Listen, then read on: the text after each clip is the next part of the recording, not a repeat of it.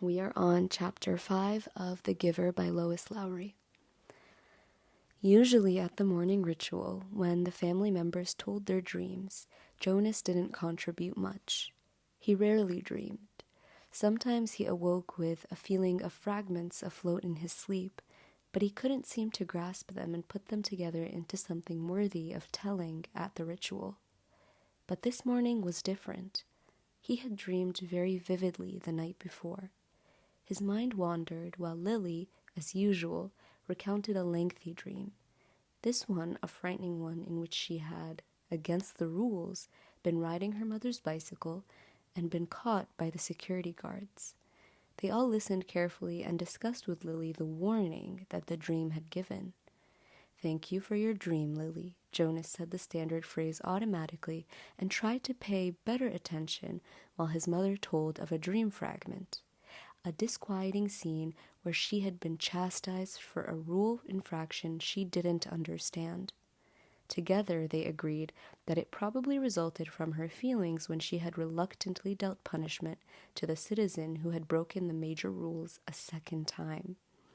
Father said that he had had no dreams. "Gabe?" Father asked, looking down at the basket where the new child lay gurgling after his feed, ready to be taken back to the nurturing center for the day. They all laughed. Dream-telling began with threes. If new children dreamed, no one knew. "Jonas?" Mother asked. They always asked, though they knew how rarely Jonas had a dream to tell. "I did dream last night," Jonas told them. He shifted in his chair, frowning. "Good," Father said. "Tell us." "The details aren't clear, really," Jonas explained, trying to recreate the odd dream in his mind. "I think I was in the bathing room at the House of the Old." "That's where you were yesterday," Father pointed out.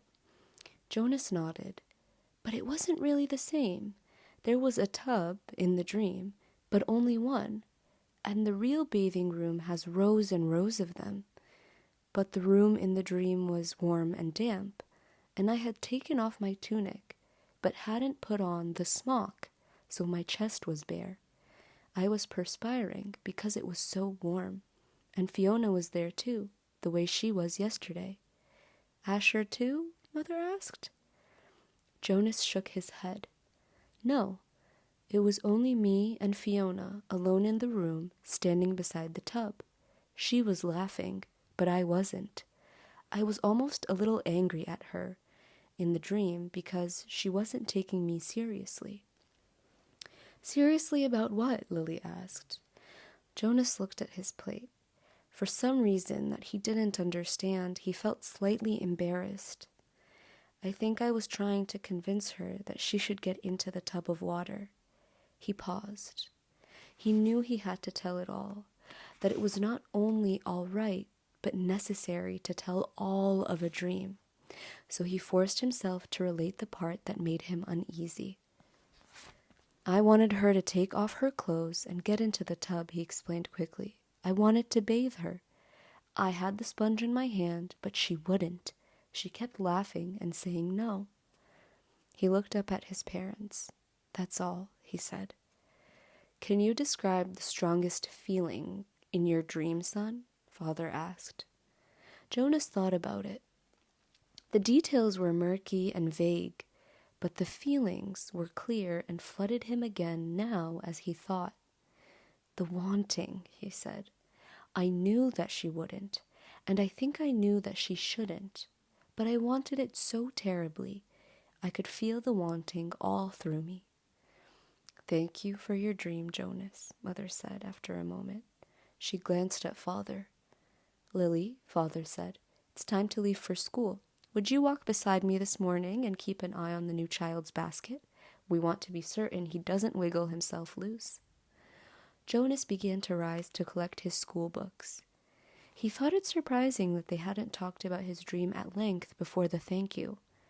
Perhaps they found it as confusing as he had. "Wait, Jonas," Mother said gently. "I'll write an apology to your instructor so that you won't have to speak one for being late." He sank back down into his chair, puzzled. He waved to Father and Lily as they left the dwelling, carrying Gabe in his basket. He watched while Mother tidied the remains of the morning meal and placed the tray by the front door for the collection crew.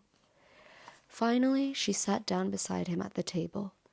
"Jonas," she said with a smile, "the feeling you described as the wanting, it was your first stirrings.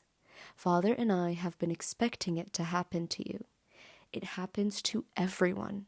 It happened to Father when he was your age, and it happened to me. It will happen someday to Lily. And very often," Mother added, "it begins with a dream." Stirrings. He had heard the word before.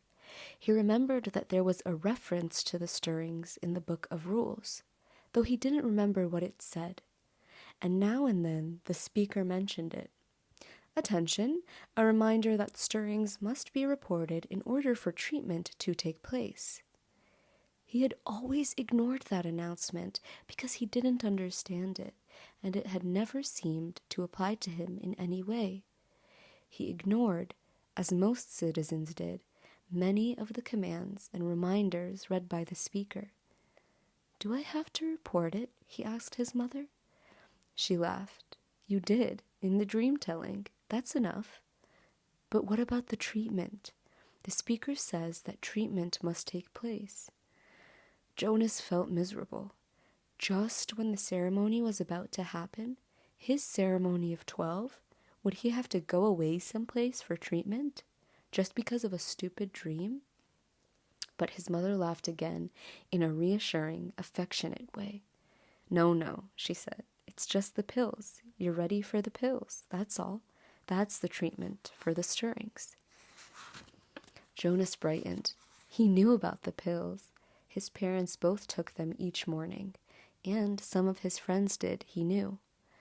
Once, he had been heading off to school with Asher, both of them on their bikes, when Asher's father had called from their dwelling doorway. "You forgot your pill, Asher." Asher had groaned good-naturedly, turned his bike, and ridden back while Jonas waited. It was the sort of thing one didn't ask a friend about, because it might have fallen into that uncomfortable category of being different. Asher took a pill each morning. Jonas did not. Always better, less rude, to talk about things that were the same. Now he swallowed the small pill that his mother handed him. "That's all?" he asked. "That's all," she replied, returning the bottle to the cupboard. "But you mustn't forget. I'll remind you for the first weeks, but then you must do it on your own. If you forget, the stirrings will come back. The dreams of stirrings will come back. Sometimes the dosage must be adjusted." "Asher takes them," Jonas confided. His mother nodded, unsurprised. "Many of your group mates probably do. The males at least. And they all will soon. Females too." "How long will I have to take them?" "Until you enter the house of the old," she explained. "All of your adult life. But it becomes routine. After a while, you won't even pay much attention to it." She looked at her watch. "If you leave right now, you won't even be late for school. Hurry along. And thank you again, Jonas," she added as he went to the door, "for your dream." Pedaling rapidly down the path, Jonas felt oddly proud to have joined those who took the pills. For a moment, though, he remembered the dream again. The dream had felt pleasurable. Though the feelings were confused, he thought that he had liked the feelings that his mother had called stirrings. He remembered that upon waking, he had wanted to feel the stirrings again. Then, in the same way that his own dwelling slipped away behind him as he rounded a corner on his bicycle, the dream slipped away from his thoughts. Very briefly, a little guiltily, he tried to grasp it back, but the feelings had disappeared. The stirrings were gone.